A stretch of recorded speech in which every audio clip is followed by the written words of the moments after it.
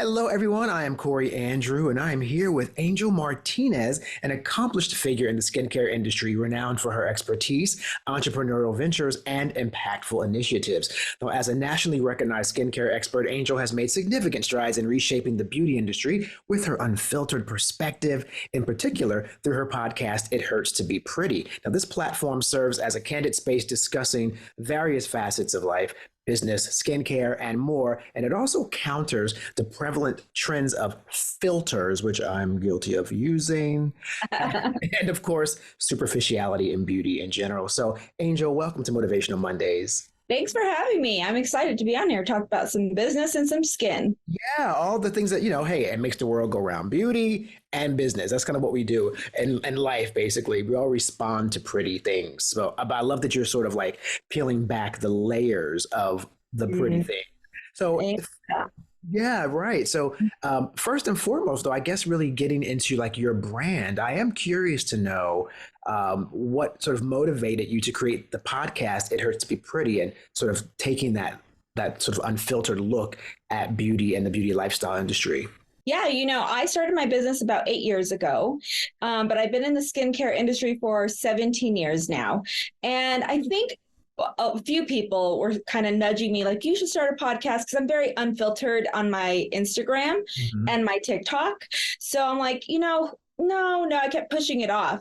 But I'm like, you know what? I have a lot to say about some of these filters and some of these movie stars that are leading these young girls. And not only that, I think also my life in general, just as a single mom. So the way that I came up with It Hurts to Be Pretty is that I've been through a lot to get to where I'm at. And it was painful and it was hard. So that's where the hurt comes from. And then when you're at work, you got to be on, you got to be presentable, and you got to present your best self. But also what I do in this room hurts. Microneedle, lasers. So I just thought physically, like it really hurts, like physically, yeah. right? Yeah, it hurts. We need numbing cream. So I just thought all around, it hurts to be pretty. And I'm able to talk about my life, my journey, and also all things skincare. Well, it's interesting too, because I love that you brought up the Hollywood aspect, because it's really rare, but it does happen where I love that certain celebrities, female celebrities, will really lash out at a magazine for over photoshopping them. Yes. Or, because they know that young women especially are looking to them to sort of emulate what they are. And if you're creating this sort of like impossible standard, it's really creating such a disparity to young women. So if that's sort of your perspective on that as well. Well, I have a daughter who's 22 and I feel like, I have 3 kids. You look 22. What'd you have her you had her when you were a fetus, like apparently. No, she's actually my baby. I have 2 boys and a little girl. And I feel like with my daughter, for her to see these as examples, I'm like, and I'm telling her she's beautiful the way she is. She doesn't need surgery. She doesn't need this and that. But yet this is what she sees on a daily basis. Now, listen, it's a fine line, because this industry is that, right? Like Botox, it is the fillers, the plump lip. But I also think that there is also body dysmorphia, unrealistic expectations such as the filters, because we're all guilty. In fact, in 2023, I actually made a vow to never use a filter on any of my photos or my videos, that when I go live or anything like that. So it was hard at first, because you're used to seeing this matted, like, you know what I mean? No, everything is smooth. Yeah. And it becomes a little bit of an addiction. So, I definitely don't like when movie stars definitely try to say they've never had anything, because I can list all the things that they've had. But then I also appreciate the Alicia Keys and the Pam Anderson, who are like, listen, no makeup. This is my glowing skin, and take it for what it is. Yeah. Isn't that amazing, that whole Pam Anderson phenomenon that happened when she went to that show in Paris, makeup free? And I have to tell you, quite honestly, I thought she's never looked more beautiful in her life. Like that plain face where you can just really see just the character. It wasn't covered with all the paint, right? And look, I was a model booker in New York City for years. So I also get that side of it too, the beauty aspect, the commerce aspect. But you're right. I think when it's used to sort of like dictate a standard to the world, where most women have the antithesis of that body type, that skin type, it does become potentially dangerous. So I love that, you are speaking out about that. Now, when it comes to also your own personal journey, though, was it something that you said people were always telling you, oh, you should start a podcast because of your outspokenness? But with beauty specifically, was that the passion that you were speaking about, or you just mean in general, and you had a side passion for beauty that you now turned into your platform? Yeah, starting my business 8 years ago, my vision was bigger than skincare. It was for single moms. So I have a Single Mom Strong Foundation. I have a women's event that I host every year. So I wanted beauty to be much more than the outer. And I connect with my clients for the last 17 years. I've been in Denver, Colorado. So I wanted it to be more than just the outer, more of a relationship, because I have women in here who are crying, who are getting divorced, who are cheating or getting cheated on, right? Like there's so many different walks of life that come through here.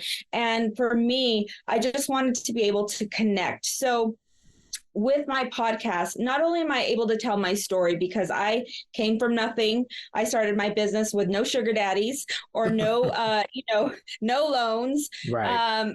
I'm happy to say that I have debt free. Like I don't owe anybody anything. And, building your empire takes a lot of work. And so I just I think, especially now with the beauty industry being saturated, you can find a med spa in every corner. It's like a church now, like they're in every corner. And I wanted to make sure that I hold to my values in this industry because it is looked upon as vain and vanity and all that stuff. I wanted it to be more of a community. And so I do things like the Single Mom and the women's events where I bring women together. And I think I just did that being a single mom and wanting community more than just, here, can you buy a facial, right? Like it's so much more than that for me. Right. Yeah. Peeling back some of, again, the layers of the why. Some of the women, they are not just looking to look pretty. They're maybe dealing with self-esteem issues or sort of things they haven't really resolved, past unresolved traumas. And through through sort of beautifying the exterior, sometimes, it kind of helps with the confidence. So I agree. I don't want us to, of course you would, this is your industry. I don't want to seem like I'm vilifying, of course, the beauty industry, because again, we all want to look our best, but there's different reasons that inspire why people are seeking these treatments, and they're not all just superficial, is what I'm getting from you. No, I mean, I have clients in here who are 50 years old and never done anything, and they're like, I'm ready to feel good. And feeling good doesn't necessarily mean a whole new face. Feeling good to them could be dewy skin and just healthy skin. It's not just like, oh, Botox and big plump lips anymore. And I think Pam Anderson and Alicia Keys are kind of set that tone a little bit of like, it's okay to age and do it gracefully and not be, because the big cheeks and the pulled skin is not really in my opinion anymore. So yeah.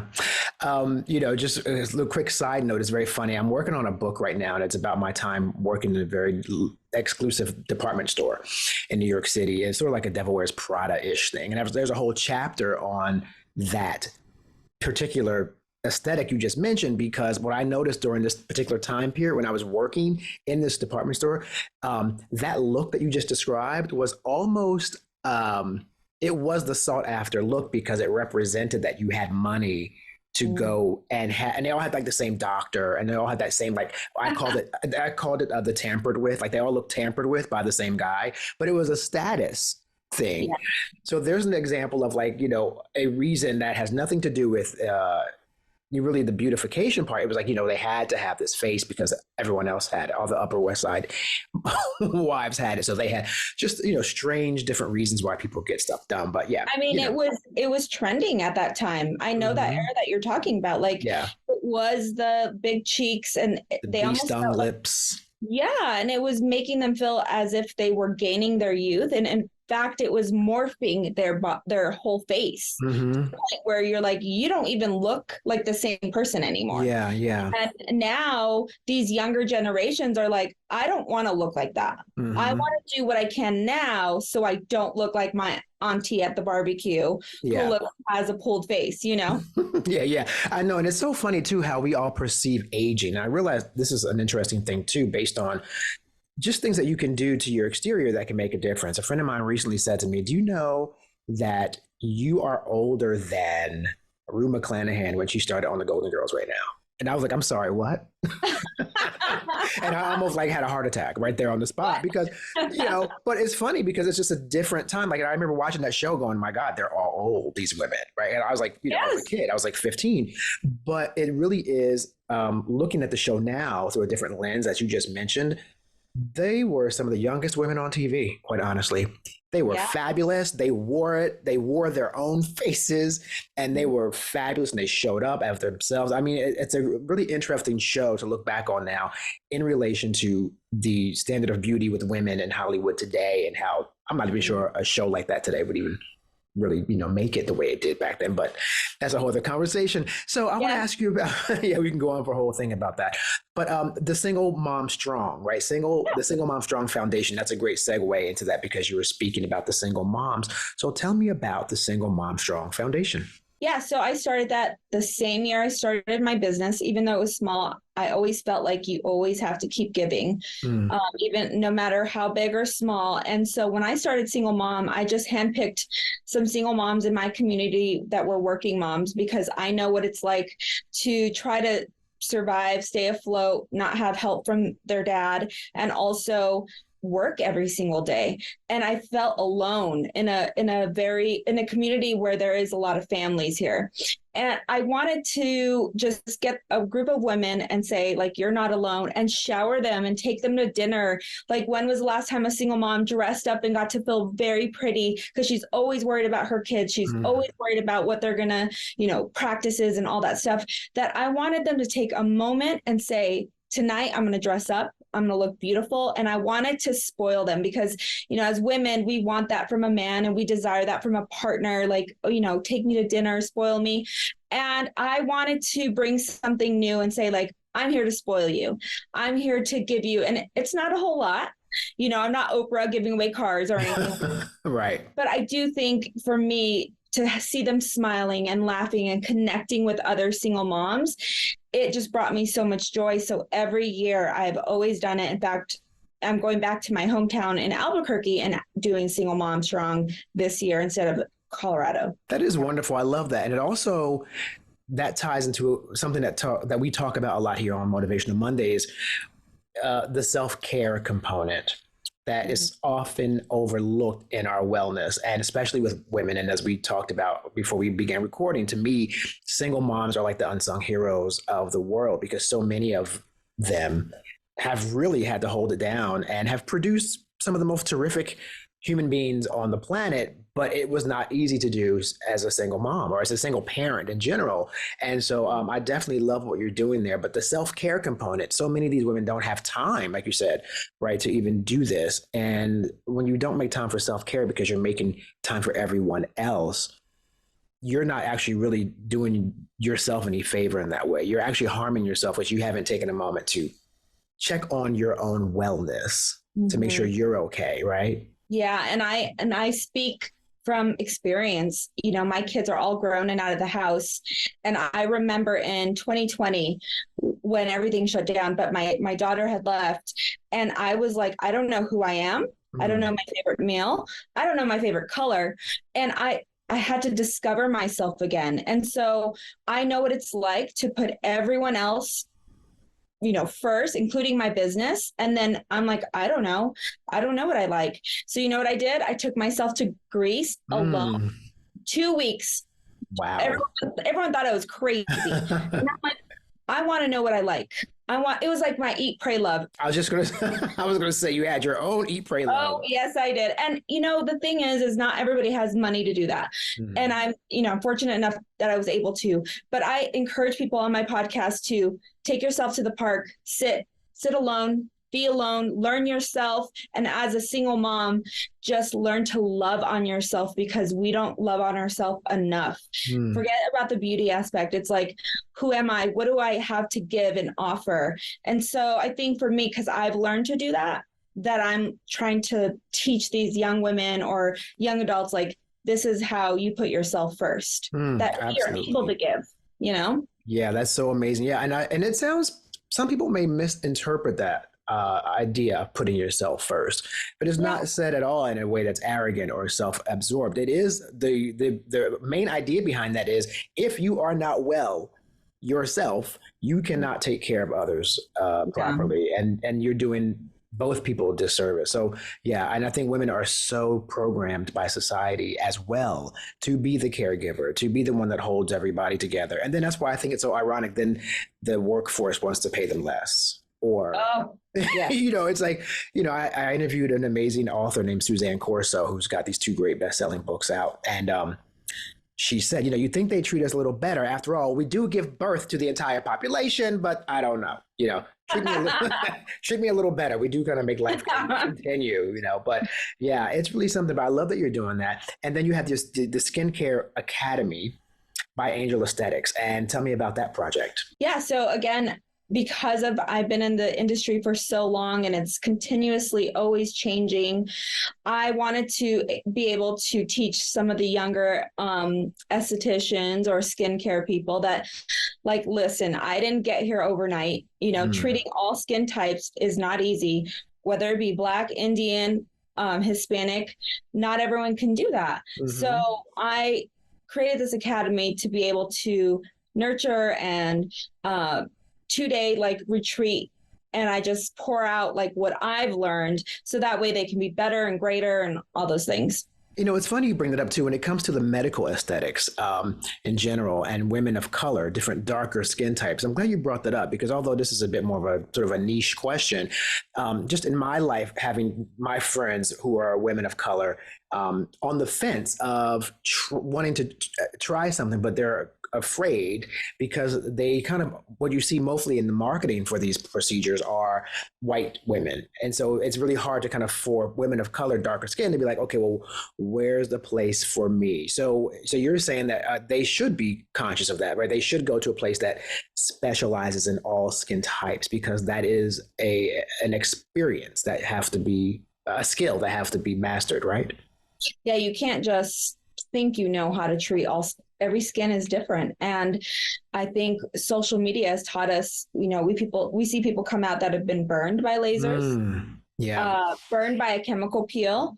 And as a Latina woman myself, I wouldn't just trust anybody. So I think my biggest thing for you guys to always look out for, whether, doesn't matter what color skin you are, is look at their work.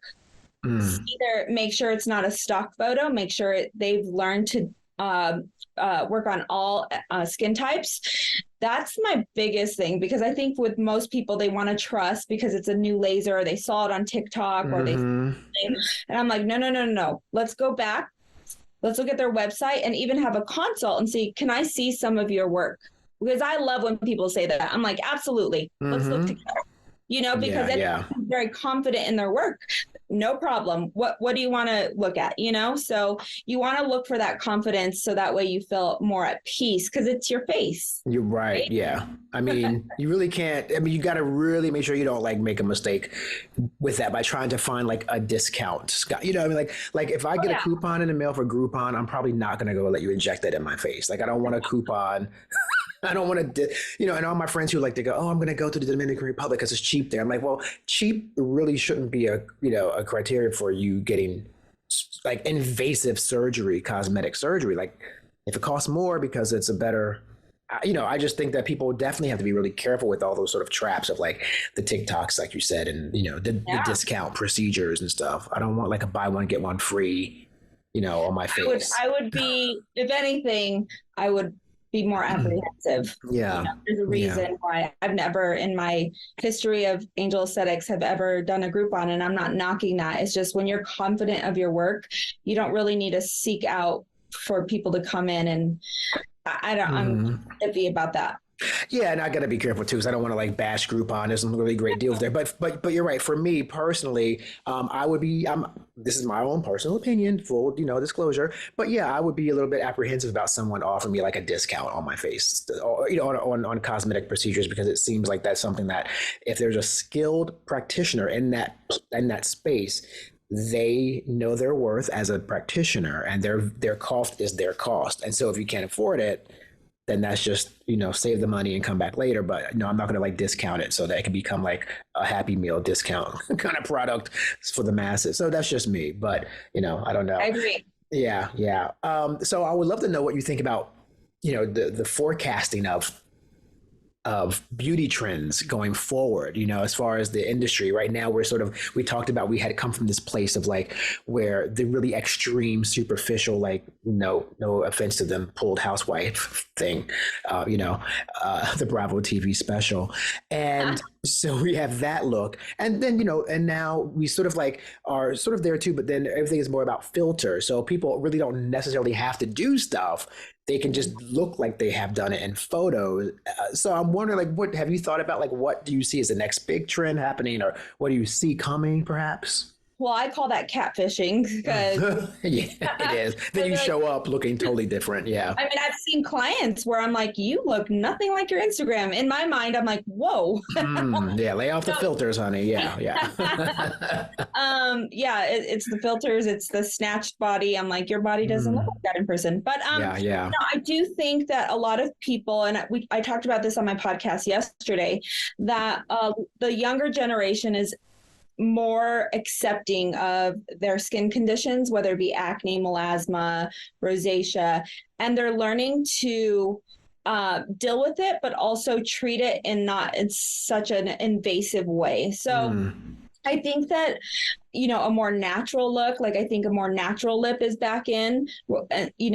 Kylie Jenner set the tone a few years ago where it was the big, big lips for these young girls. And the trend now is a lot of people taking out that filler and actually going, and I'm included. In 2023, I took out all my lip filler early January, and I put very, very little back in because mine were starting to morph up here. And that's what can happen to filler. And so I think moving forward, because we're in a generation where there's so much information and so many treatments, they're all kind of like, okay, wait, I know that this is trending, but what's going to be best for my skin? The other trend is a lot of people are more in their health journey. And so knowing that what you eat and what you put in your body actually surfaces to your skin. And I also think that that is going to be another big trend, that people are going to be more healthy, more aware of what they put in their body, if not already, honestly, because I feel like that's more of a trend now. Yeah, I think you're right. Generationally, we talk a lot here about Gen Z specifically because that's such a huge demographic and an important demographic for so many reasons, especially when it comes to commerce and different trends in retail and politics. I mean, that's a really specific generation. But yeah, they are a very socially conscious generation, and they actually demand corporate responsibility from brands. And they are a lot more likely to say, they want to sort of show up as their most authentic selves versus trying to be something that is being dictated upon them. So you're right. I think across the board, the current young generations coming up, all brands would be, it would behoove them to pay attention to that, because this is a very different animal. These kids don't want to look like the aunt at the cookout, as you mentioned. They don't. They really don't. And so you were saying that some of your filler had shifted upward. You were saying, so it was kind of coming out of the lip line. Yeah, because filler, the old school filler, Juvederm, and I'm not knocking it. We carry it, but it's made to last for a year, right? Well, now they're doing studies and they're doing scans where it shows that it actually stays in the body and it morphs to either the muscle or the tissue. Yeah, so it doesn't really dissipate all the way as people thought it did. Right. So in a year, they got used to their big lips, right? So then they're like, oh, I need a little more. I need a little more. So then they would get more and more. And then it starts to migrate up here. Oh, my goodness. See the lady. Oh, the lip, the Bart Simpson, I call it. Yes. I always wondered what was going on with that. Yes, that's what's happening. They're adding more and more. And they're like, oh, no, no, no, I need a bigger lip, a bigger lip. And so it starts to morph up here. Mm. Well, I think, just with, taking out the filler in general, it takes time. It's expensive. Your face blows up a little bit. So it's a process. You can't just take it out. Mm-hmm. And I had to put in hyaluronidase, which helps dissipate the filler 3 times in my lips. And I didn't have huge lips. If you go scroll through my Instagram, it's not like I had a huge lip. It just was morphing up here and I could see it in my side profile. Yeah. That's exactly where you was like the sideways where the lip would come out and protrude a little bit. Yeah. I was like, not going to be the auntie this year. Nope. Yeah. I'm 45 this year. And I feel like, I wanted to be able, I've never had filler in my cheeks. I have big cheeks, but I feel like with the younger generation, they're also more conservative when it comes to filler. Mm-hmm. 20-year-olds, they're like, okay, I just want a little bit, or I want this or that. So I think, with taking out the filler is a trend that started in like 2023. In fact, filler in general went down, I think 23%. So, whereas before everyone was getting filler. Yeah. More people are worried about the health of their skin. Mm-hmm. They want the glowy look. They want, one thing I do worry about is a lot of people are following their favorite influencer. TikTok influencer or someone that they look up to that's, perhaps maybe 5-6 years older who has a fancy house and, has the latest laser. And then I want that too. Mm-hmm. I do worry about whether to follow a skin expert versus an influencer Right. paid to promote that product. Yeah. So that's one thing that worries me just a bit, but I think, in time it'll step out. Well, no, I love that. Thank you for mentioning that because, again, that's a conversation that comes up sometimes on Motivational Mondays in general about people identifying their own self-value and self-worth based on what they see on social media, of course, and then that creates all kinds of problems, whether it be self-esteem issues, low self-esteem, body dysmorphia, as you mentioned, all those things that can come with comparing yourself to others who have potentially just presented a complete facade. It's all, the house could be rented, the boat could belong to their neighbor, all the above, So I love that you definitely mentioned that because that's really an important one. And when you think about the idea of your own practice, so it's a balance. I'm very curious to know how you balance this. So we've just discussed, the negative side of maybe overfilling and people who are addicted, and then of course promoting a more potentially natural look or natural aging process. How do you balance that for you as a practitioner of what you do? Because on one hand, you need them to come in and be like, girl, fill her up, right? Because that's your business. But so how do you balance it? Like, well, okay, but have you thought about this? Like, I'm just curious from a commerce standpoint, how's that line straddled for you? I take pride. I have 10 employees and I take pride that every single one of them, when we have someone sitting here, because everyone is so different, listen to what they want. So what do you want? What do you see? What is your goal for your skin? Not what I want for you. What do you see yourself? And then, sometimes it's unrealistic. Well, I want to look like when I'm 20 again. And then it's my job to say, well, that's not going to happen. Right? Yeah. So let's start there. I'm going to be the one to tell you that that's not going to happen. But I can definitely knock off some years and make your skin look healthier. That's going to make you feel more confident. And I think being honest, I don't try to sell the latest laser. I have lots of lasers here. I have lots of machines. And all my girls are the same way. You put money aside. Money comes when you have your passion and you love what you do, because when they leave this room, their skin represents us. So if they're not happy with it, that says a lot about you. Because I've walked into places where they're like, you need this and you need 5 sessions of this. And I'm like, well, you know nothing about me. So I make sure that we take time, sit down, learn your lifestyle. What do you do?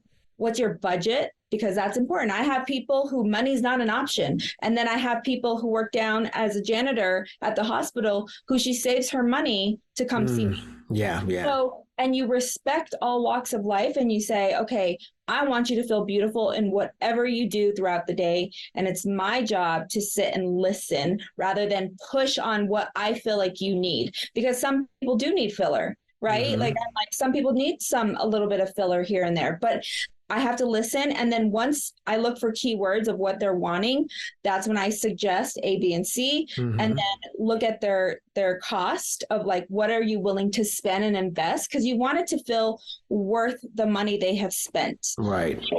There's nothing worse than having buyer's remorse, right? Or like you walk away like, ugh, I feel like that did nothing. Mm-hmm. So I have my trademark treatment patent pending called Mile High Makeover, which people have flown in from all over the world to have done. The furthest, Egypt so far. Wow. Okay. But it's a process that I put together that knocks off at least 5 to 10 years, depending on the person. And it's $1,000. And so before they even fly in, I make sure that they know the expectations. I make sure everything. So I think a lot of people are not communicating and not listening.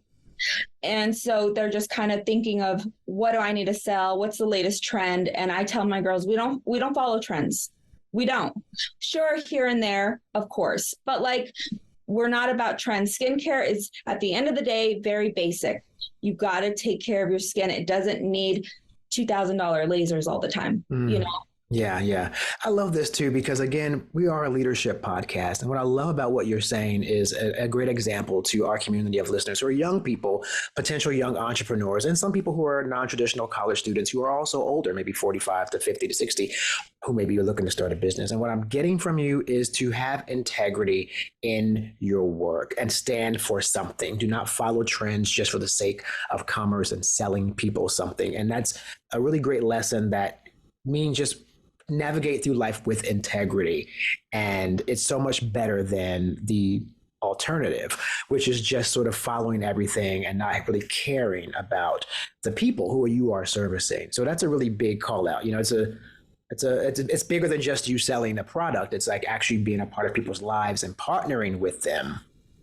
Yeah. As they make these decisions. I can always tell when someone's money hungry, after money's their goal, or passion. Because I always tell my girls, it'll come. Don't worry. Money's going to come. You just have to follow your passion. And a lot of people are so money hungry. They want to skip the process, and they want to make all that money without going through what they need to go through. But I think what you said also, I mean, if I'm not, any good leader has to lead by example. I can't just bark to them, and then I'm over here like, living lavishly. And it's not to say that I haven't made a lot of money. I've made a lot of money, but I also think that I give to them. I give to my girls. I treat my employees really well.